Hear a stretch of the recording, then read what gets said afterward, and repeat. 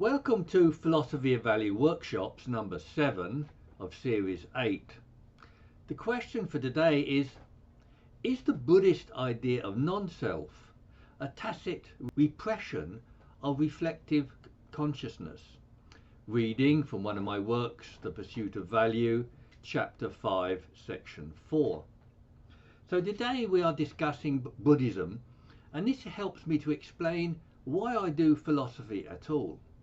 It isn't an intellectual exercise. It's because I find human existence to be intensely uncanny and mysterious. And not to examine it ignores the most epic event in the history of the world and perhaps the universe. Yet I approach these ideas not only through philosophy, but also through religion as mythology. I do this because God is the believer's highest value, and religion is a rich repository of values. In this respect, this evening, I want to look critically at Buddhist answers to life and its concept of mind, bearing in mind that Buddhism finds itself halfway between philosophy and religion. More specifically, I'll be looking at three main areas of Buddhist thought or philosophy. These are concepts of mind and the non-self, detachment, suffering and happiness, and attitudes to the vicissitudes of life. On a personal level, one question I share with Buddhism is how to live in the world without negativity and resentment. Several different answers can be suggested. 1. The Buddhist teaching of non-attachment, or the Christian teaching of forgiveness. 2. The psychological task of working through the unconscious causes of resentment. And 3. My preference is a reinterpretation of the offence and magnanimity and appropriate self-esteem and self-value. Yet before mounting a critique of Buddhism, we should first note some of its strengths and advantages. Among its strengths is the undeniable achievement of Buddhist peace and contentment. Then there are practical achievements that come from discipline and focus. There are also theoretical advantages in the Buddhist religious and moral outlook. A central defining feature of religion is the existence of God, but Buddhism has an ambiguous attitude to the existence of God. And this is an advantage to the philosophically minded who see the idea of God as problematic. And 2, consistent with the modern moral outlook, postmodernism and Aristotelian ethics, Buddhism isn't moralistic. That is, the Buddhist account of right and wrong is a practical matter with just good or bad consequences. And 3, Buddhist teleology may also be more coherent than Jewish, Christian or Muslim outcomes. On a Christian view, people go to heaven or hell for eternity to suffer terribly or be in paradise. This black and white view is regarded by many as unjust, lacking understanding, and even ridiculous. But the Buddhist alternative of reincarnation based on previous lives is regarded as implausible by many. Yet it is at least more morally coherent than eternal consequences on dubious moral judgments. 4. There is also a tradition of skepticism and rational thought in Buddhism which asks for evidence rather than faith. Rationality is a feature of early Buddhist thought, and this is especially the case in Theravada Buddhism. But I should first outline some well-known criticisms of Buddhist teaching that I also share. Firstly, one of its major objectives is the avoidance of suffering and the advancement of happiness. But suffering can be embraced as worthwhile by the athlete, by the lover, by the hero, and by Nietzsche. And suffering need not only be embraced, but it can be an essential part of happiness. That is, negative experience may be a necessary contrast to positive experience. Secondly, happiness has also been criticized in utilitarianism as a limited human objective.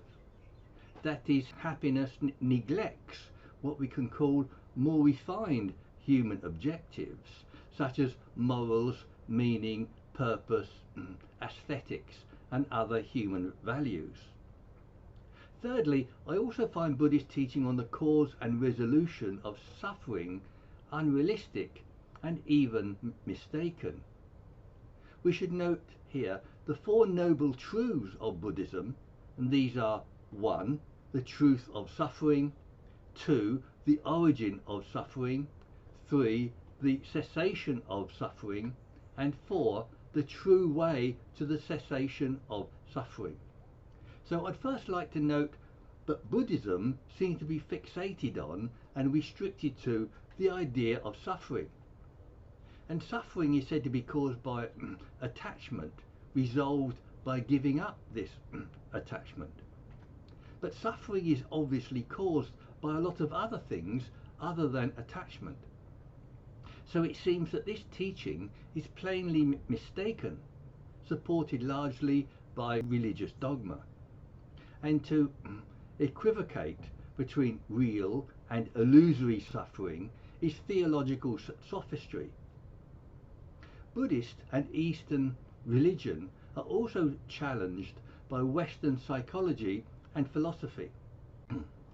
In psychology, an adverse reaction indicates an unconscious perturbation requiring resolution. Buddhism regards such as passing emotions of an illusory self that we should ignore. But the idea of adverse experience as illusory requires justification as well as being against common sense. It also undermines our experience of the world as meaningful.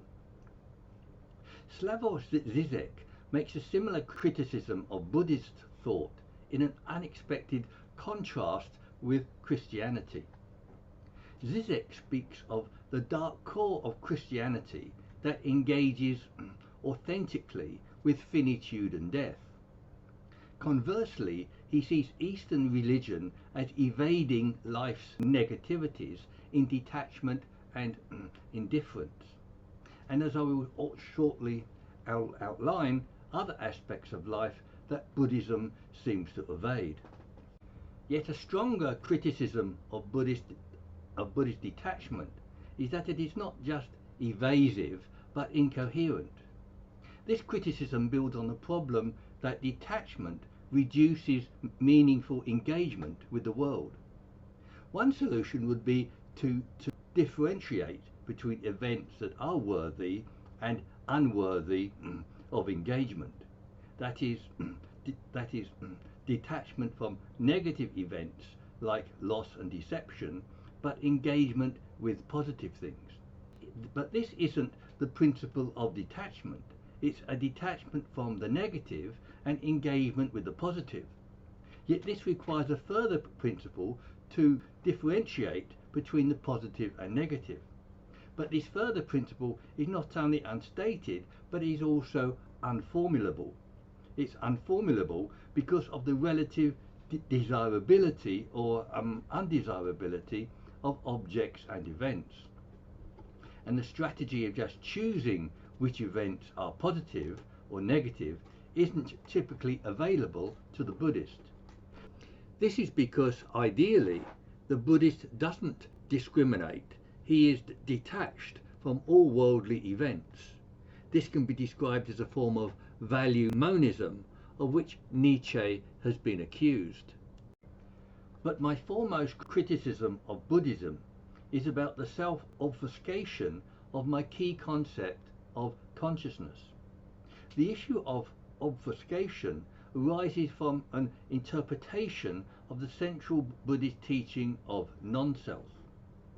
Yet there are different terms are used here, such as the traditional no-self, the non-self, or the not-self. The Stanford Encyclopedia of Philosophy states that, I quote, Buddhist theories of mind center on the doctrine of the not-self.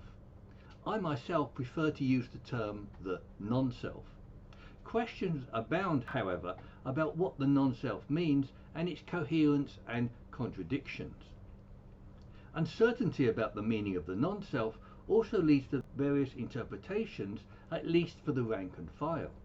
For example, one account of the non-self is as the elimination of the ego, which again is subject to misconceptions.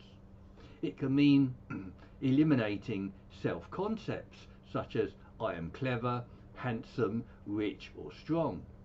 But psychologists like Freud and Adler have advocated the idea of a healthy ego.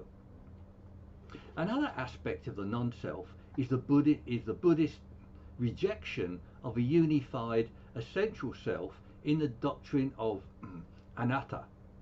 That is, the self is only a bundle of states and properties onto which we project the fiction of an enduring self. But the notion of an essential enduring self is subject to considerable criticism in modern thought. The ancient idea of an unchanging essence has been rejected by thinkers from Hume to Sartre. Any personalities, again, change over lifetimes, and in the end, people die. There is no enduring self. Is Buddhism then just restating a modern understanding of mind, but in a more obscure way? Or worse, are muddled ideas being expressed that are based on a mistaken metaphysics? I hope to throw some light on this question shortly. Yet the Buddhist conception of a divided self is also consistent with various ideas like Hume's bundle man, as well as with a post-Renaissance conception of the self as modular and divided. But Buddhism also seems to misleadingly reify or objectify these aspects of mind into metaphysical principles. Yet the idea of the non-self, as well as the divided self, can also find some comparisons in modern thought. Physicalists like Daniel Dennett, for example, hold that somehow consciousness doesn't exist. I agree that somehow consciousness doesn't exist, but somehow consciousness does exist. And we need to differentiate between how it does and doesn't exist, instead of positing a non-self. Sartre is also somewhat ambiguous in describing consciousness as a lack, an absence, or a desire for being. Yet this corresponds with his negative appraisal of consciousness as a fissure within being, and that nothingness lies coiled in the heart of being like a worm. Such descriptions are both comparable to and developments of a non-self. Yet there are also questions about the validity of the concept of the non-self. One, the above are cursory accounts, but we don't have comprehensive accounts of the non-self in Buddhism, in Sartre, or in psychology. And two, what is the justification of a preference for the non-self over reflective consciousness? Yet conversely, I will argue against a preference for the non-self shortly. The earlier problem of making psychology into metaphysics is illustrated with the Buddhist understanding of mind. Hindu Vedanta and Buddhist theories of mind share significant similarities that we can look at. But one difference is that Vedanta tries to establish an underlying Atman as the basis of everything, whereas Buddhism sees the world as only a stream of passing evanescent processes. It is characterized as anatta, or not having a persistent or independent existence.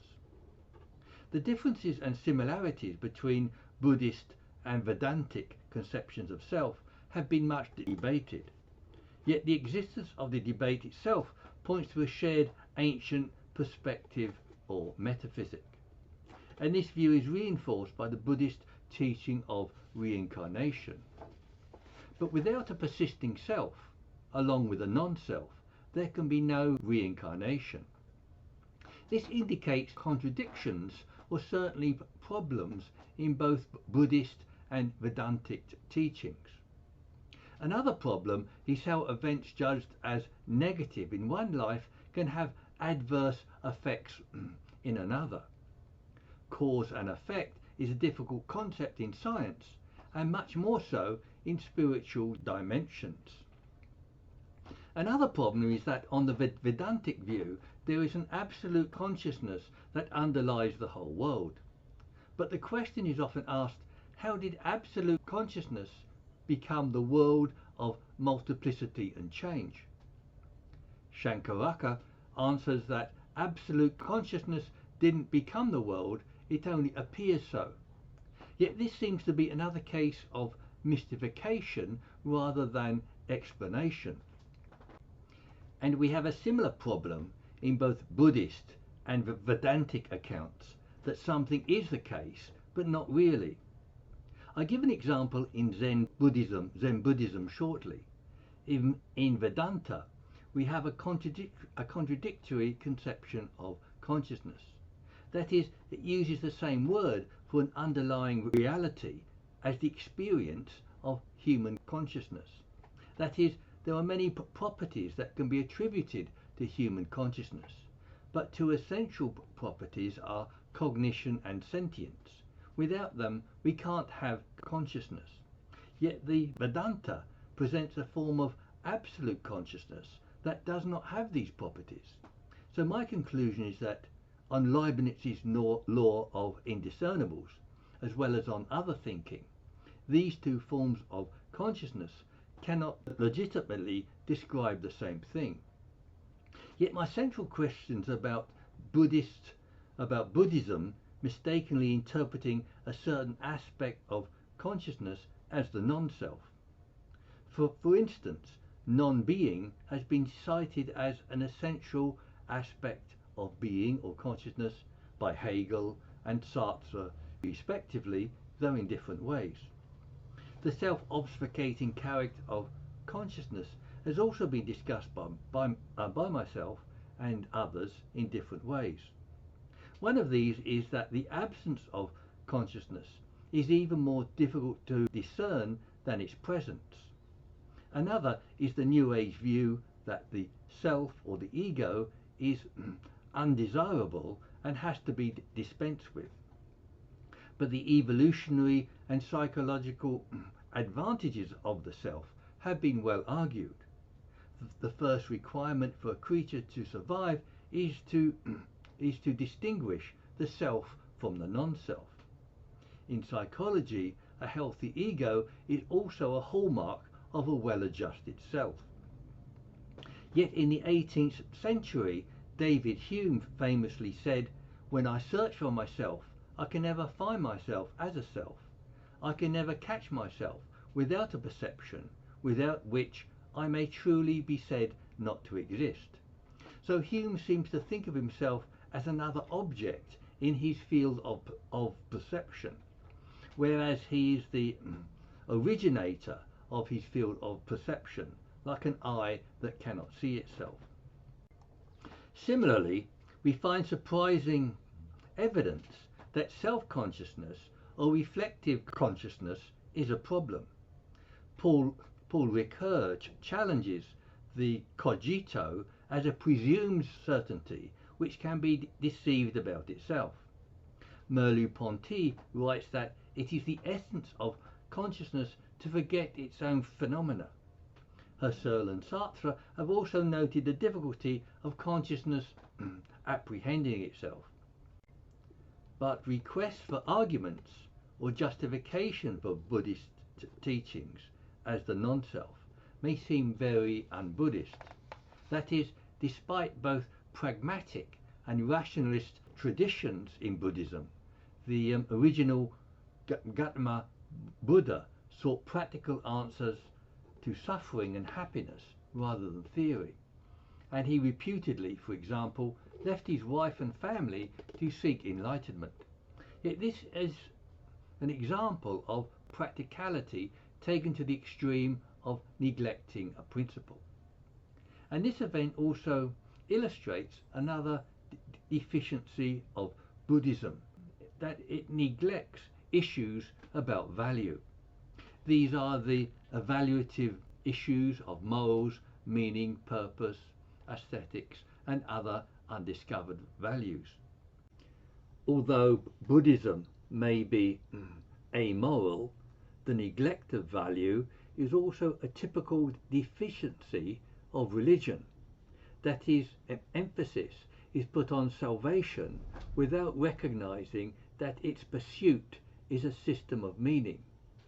The doctrine of non-self can also be questioned by contrasting Buddhism with Western philosophy and psychology.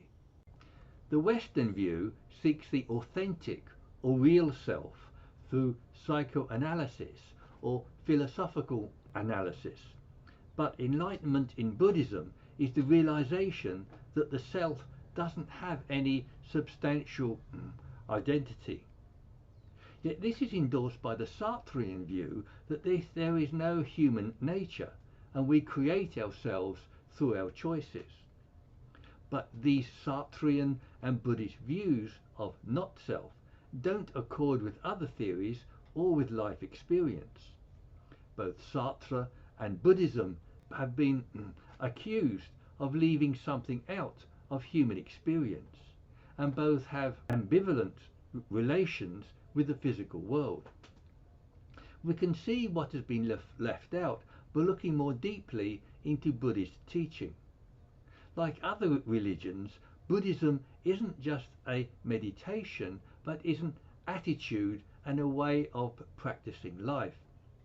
And central to this attitude is the practice of non-self, especially prominent in war and the martial arts. The Japanese Zen Buddhist writer Taitaro Suzuki described this in a wartime commentary. He writes, "When I try to kill some of you, it is not really me, but the sword itself that does the killing. He, the killer, has no desire to do harm to anybody, but the enemy appears and makes himself a victim. It is though the sword performs automatically its function of justice." Unquote. Slavoj Žižek describes this kind of thinking as bullshit. It's the thinking that it's not just that I am the sword, that the sword and I are one, but that I am not myself. And when I kill without mercy or compassion, because it is the sword that kills, without mind. This offers an explanation of the significance of Zen Buddhism in the atrocities of war. The implications of this view is spelt out more explicitly when Suzuki writes, "If I reach nirvana, then I no longer experience myself as an acting agent responsible for the act." These can be read as accounts of the repression of reflective consciousness that enables moral judgment. I now want to explain at least one way of how this can happen. Yet I first want to give examples of how this can happen in sport when we are called in the flow. My experience of this is in the martial art of judo. A well executed move or throw is when you become aware of the throw after it happens. The throw was pre-conscious rather than conscious or reflectively conscious. I want to explain Buddhist non-self, Zen warfare, and the flow in sport as a diminished reflective consciousness. My long-standing argument that consciousness has been overlooked and neglected supports this view. Because consciousness is obscure, its significance is liable to be overlooked. And because it can be overlooked, it is easier to repress as undesirable. Self-consciousness cannot be automatically accepted as advantageous in all contexts. It gets in the way of automatic reflexes, uninhibited thought, and distorts action as an inflated ego. And self-consciousness can incur problems like anxiety, alienation, guilt, doubt, and anomie.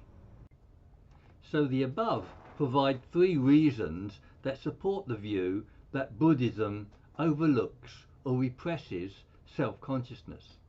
1. Buddhism is an ancient religion from a time when consciousness was difficult to understand. 2. Buddhist practice points to a neglect or repression of self-consciousness.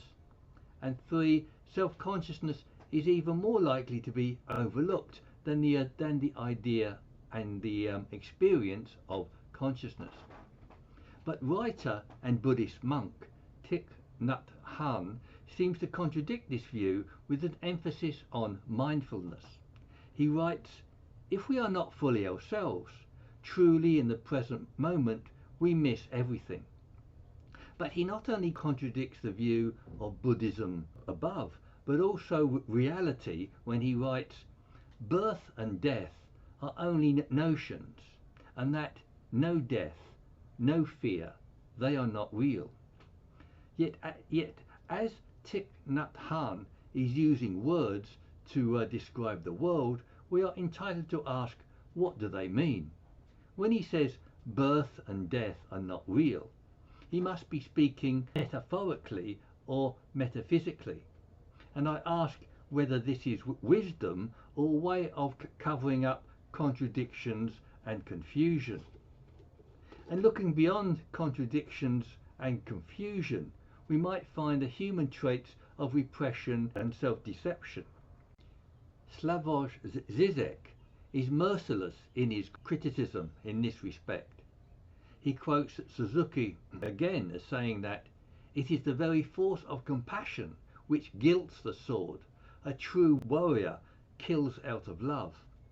I even have to censor my own quotations by Žižek about Suzuki's support of the Japanese war in China. Suzuki wrote, "They cannot get that the sword, which is killing them now, is really the sword of love." Yet we are speaking about extreme self-deception only made possible by some syndrome that has to be explained. Yet Buddhism is related to Vedantic philosophy, and Vedantic philosophy is based in the Upanishads, which holds a remarkable insight. That insight is the idea of the unconscious that provides another, albeit objectified, account of the non-self. Those thinkers recognized that our thoughts or feelings seem to appear out of nothing and then disappear, and it seemed that there was a thinker behind the scenes who produced our thoughts. The Vedantic text reads, "We cannot think of the thinker who does the thinking," unquote. But they then identified this invisible and unknowable thinker with the self or Atman, the ultimate being of the universe. And in my view, this is a mistaken objectification of the self as Atman, rejected by Buddhism as fleeting experience. It's notable that the word Atman originally meant breath of life, but the idea of self or soul included the 5 capacities of breathing, speech, sight, hearing, and thinking. And this is remarkably similar to the Hebrew idea of the soul or nephesh as the breath of life. And in ancient Greek thought, the soul was also associated with the breath of life or pneuma. These commonalities indicate similar developmental processes of objectification and identification of the body with the soul as an animating principle. Yet the Vedantics gradually discovered that these capacities weren't the same as the inner control of the breath. And as this inner reality couldn't be known, these were divine faculties of hearing, speech and sight. And as it can't be described, it must be without properties, as well as unchanging and eternal. And consequently, an immortal reality must exist within each of us. This led to another idea of the identification of Atman, or the self, with Brahman, the essence of the universe. So they believed that they had the sacred Atman inside them that is equal to Brahman. And they came to ask why they had need of the gods. Of course, the Hebrews and the Greeks, as well as the Vedantics, all came to question their need of the gods. And it's significant that all these religions, especially Christianity, came to see in some way that God or the gods dwell inside their human hosts. But in all these cases, this inner divinity remained objectified, and its essentially subjective and human identity wasn't recognized until modern times. In conclusion, we can review some of the real benefits and deficiencies of Buddhism, as well as Vedantic thought. Buddhism has a tradition of rational thought and peace, as well as for good and bad being an ideology. And in the modern world, its agnostic and amoral inclinations can be regarded as virtues. Buddhism is also more enlightened than many other religions with respect to consciousness. Yet its central concept of the non-self can be seen not only to neglect, but as a repression of consciousness. Now, this is a natural tendency of human consciousness, especially in ancient systems of thought. Yet in extreme forms of Zen Buddhism, we saw this tendency turn into self-deception. Another negative aspect of Buddhism is its unrealistic teaching with respect to attachment, suffering and happiness. Buddhism teaches that attachment to the world is wrong and is the cause of suffering. Certain kinds of attachment are also eschewed by other religious and even philosophical systems. Sartre, for example, advises refraining from appropriating things for their own sake.